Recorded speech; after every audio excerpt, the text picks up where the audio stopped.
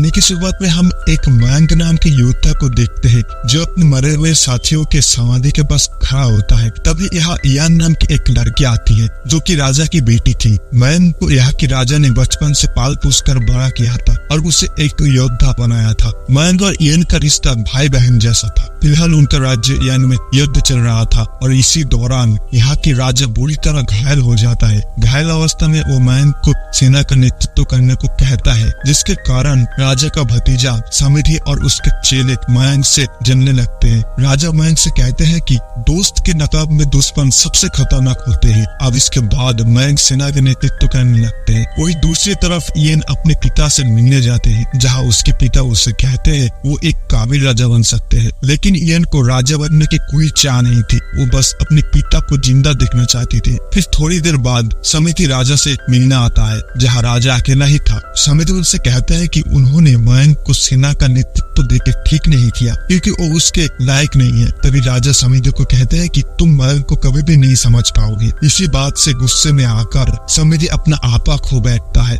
और अपने चाचा की जान ले लेता है। और अगले ही पल इयान अपने पिता का लाशें देखकर बहुत ही दुखी हो जाती है। इसके कुछ दिन के बाद राजा का अंतिम संस्कार होता है, जहाँ टैंग नाम के आदमी जो राजा का सलाहकार था वहाँ मौजूद लोगों को राजा की आखिरी इच्छा बताते हैं, जिसमें राजा चाहता था मयंक इयान राज्य के नेतृत्व करे। लेकिन समिति और उनके साथी उनका विरोध करते हैं और इयान मयंक का पूरा साथ देते हैं और कहते हैं जो भी मयंक के खिलाफ आवाज उठाएगा उसका सर काट दिया जाएगा। और इयान अब राजा के काम संभालने लगते हैं। दूसरी तरफ मयंक सेना का नेतृत्व करने लगता है। समिति इयान से जलने लगते हैं और इयान को राजा के पद से हटाने का षड्यंत्र करने लगता है और राज्य में एक अफवाह फैलाता है कि किसी महिला को राजा नहीं बनना चाहिए। वही दूसरी तरफ मयंक सोचता है कि इयान को एक काबिल राजा बनने के लिए ट्रेनिंग देनी होगी और वो उसे कहते हैं कि अब तुम्हें तब तक ट्रेनिंग करनी होगी जब तक कि तुम्हारा राज्याभिषेक ना हो जाता। फिर उसके बाद मयंक इयान को ट्रेन करता है। ट्रेनिंग करते समय इयान को बहुत सारे मुश्किलों के सामना करना पड़ता है, लेकिन वो हार नहीं मानती और कोशिश करती रहती है क्योंकि उसे भी अपने पिता की तरह एक काबिल राजा बनना था। अब वो धीरे धीरे युद्ध करने में माहिर होने लगते हैं। एक दिन जब इयान अपने घोड़े के साथ अकेली थी तो समिति कुछ लोगों को इयान को मारने के लिए भेजता है, लेकिन यहाँ पे हम देखते हैं इयान अपनी ट्रेनिंग के कारण उन लोगों से लड़कर बच जाते हैं। फिर भी उन लोग उसके पीछा नहीं छोड़ते और इसी दौरान उसे एक तीर लग जाता है, जिसके कारण वो जमीन पर गिर जाती है। फिर वो लोग उसके पास जाते हैं, लेकिन जंगल में किसी के बहुत सारे फंदे लगाए हुए थे जिसपे उन लोग फंस जाते हैं। तभी एक आदमी जिसका नाम स्वान था वो इयान को वहां से बचाकर ले जाता है और उसकी देखभाल करता है। तभी 7 दिन बाद इयान को होश आता है और वो अपने आप को एक अनजान जगह पर देखकर हैरान हो जाता है, लेकिन जल्द ही वो स्वान पर भरोसा करने लगती है। स्वान इयान से कहता है कि तुमको पूरी तरह से ठीक होने में अभी भी 3 दिन लगेंगे। अब इयान धीरे धीरे स्वान को लाइक करने लगते हैं, पर फिर उसे याद आता है कि वो सिर्फ अपने बारे में सोच रहे हैं, लेकिन उसका कर्तव्य तो राजा को संभालना है। फिर एक दिन स्वान इयान को एक खूबसूरत जगह पर ले जाते हैं और उसे बताते हैं कि वो यहाँ बलून उड़ाना चाहता है और इसमें पूरी दुनिया का एक चक्कर लगाना चाहता है। फिर इयान भी स्वान को अपना सपना बताती है कि वो भी अपने राज्य को जीता हुआ देखना चाहता है और एक काबिल राजा बनना चाहता है। और अगले दिन वो अपना राज्य लौटने की फैसला करते हैं। स्वान और इयान उस रात ठीक से सो नहीं पाते क्योंकि अगले दिन वो दोनों जुदा होने वाले थे। फिर इयान चुपके से आकर स्वान के पास सो जाते हैं। अगले दिन इयान और स्वान इयान राज्य के लिए निकल पड़ते। वहीं दूसरे तरफ मयंक और अंकल टैंग इयान को ढूंढ रहे होते हैं। तभी उन्हें जंगल में एक तलवार मिलती है जो 10 स्वेडमैन के थे।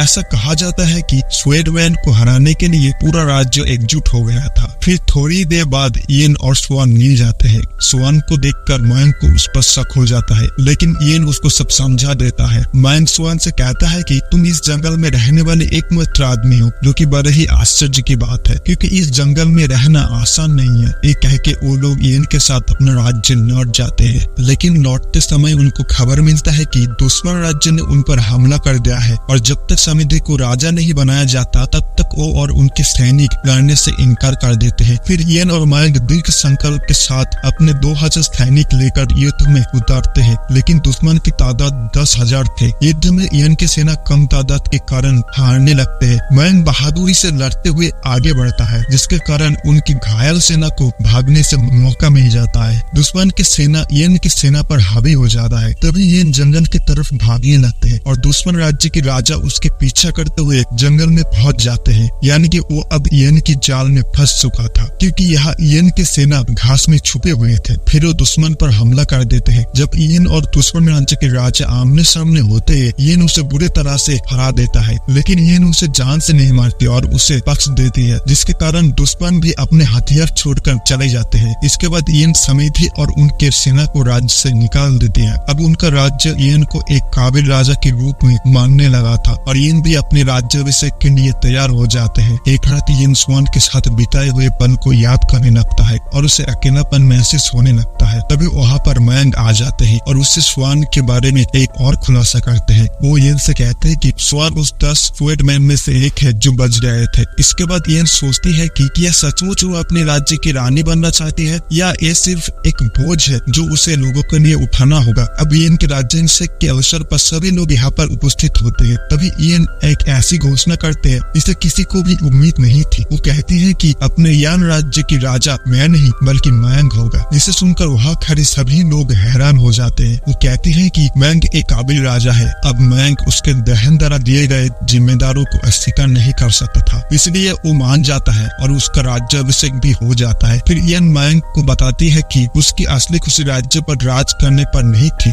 बल्कि उस व्यक्ति के साथ अपने जीवन बिताने की थी जिसे वो प्यार करते हैं। फिर वो मैंग को एक प्यारी से मुस्कान देकर चली जाती है, तो मैंग उसके मुस्कान पर चमक देखता है, इसलिए वो उसे कुछ नहीं कहता। फिर इयन स्वान के पास जाता है। स्वान अपने बलून पर उड़ने ही वाला होता है, लेकिन इयन एक छलांग लगाकर स्वान के बाहों में आ जाता है और वो दोनों उस बलून में होते हैं, जहाँ इयन उसे कहते हैं कि वो अपना सारा जीवन उसके साथ बिताना चाहती है। फिर वो दोनों रात की चांदनी में रात गुजारते हैं। वही दूसरी तरफ समिधि एक ऐसे आदमी से मिलता है जो जहर बनाने में माहिर था। इसके बाद वो आदमी उसे जहर दिखाता है और कहता है कि आज तक कोई भी ऐसा जहर नहीं बना पाया। समिधि ने इस जहर को अपने हथियार पर इस्तेमाल करने के लिए मंगाया था, यानी कि वो अब कोई बड़ी योजना बना रहा था। इधर मैंग को एक बुरी खबर सुनने को मिलती है कि समिधि और उनके साथियों ने राज्य पर हमला करना शुरू कर दिया है। अंकिल टैंग मैंग को कहता है कि समिधि जरूर कोई योजना बना रहा है, इसलिए हमें राज्य की सुरक्षा बढ़ा देनी चाहिए। लेकिन मैंग अपने बहन का चिंता में था, इसलिए वो अकेले ही उसके तलाश में निकल जाता है और सीधा वहाँ पहुँच जाते हैं जहाँ वो तलवार थी। फिर वो तलवार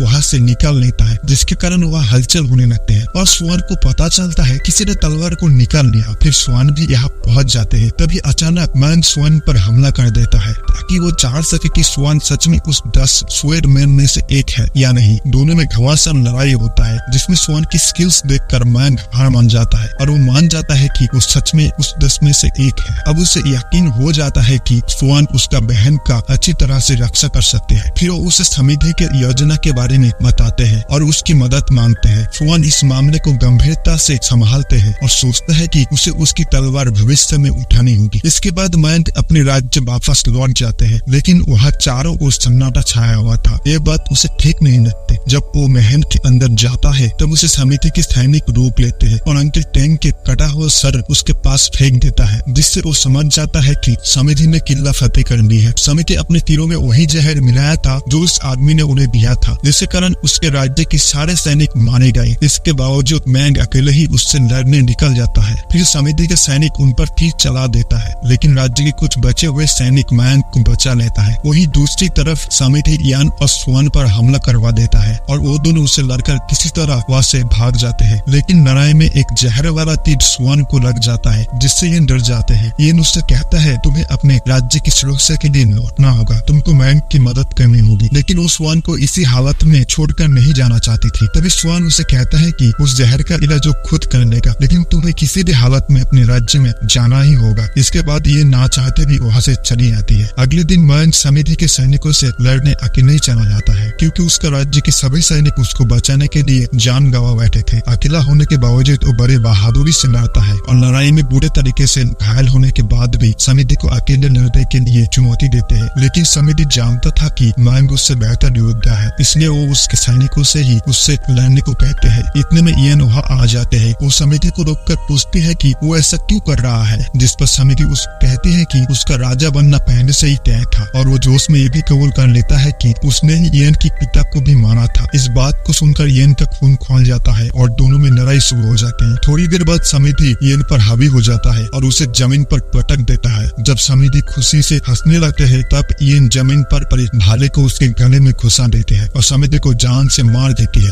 जिससे समिति के सीना घबरा जाता है और अपने हथियार नीचे रख देते हैं। लेकिन यहाँ पे हम देखते हैं कि मैंग बुरी तरह से घायल होने के कारण मर जाता है और वही दूसरी तरफ ईएन जब स्वान के पास जाती है तब देखती है स्वान भी उस जहर के कारण मर चुका था, जिसे देख ईएन पूरी तरह से टूट जाती है। अब वो स्वान के बॉडी को बलून में रखकर उसे आसमान पर छोड़ देते हैं और कहानी के आखिरी में हमें दिखाया जाता है कि ईएन खुद अपनी राज्य शासन संभालने लगते हैं। अब आखिरकार वो एक काबिल राजा बन जाता है और इसके साथ ये मूवी यहीं पे खत्म हो जाती है।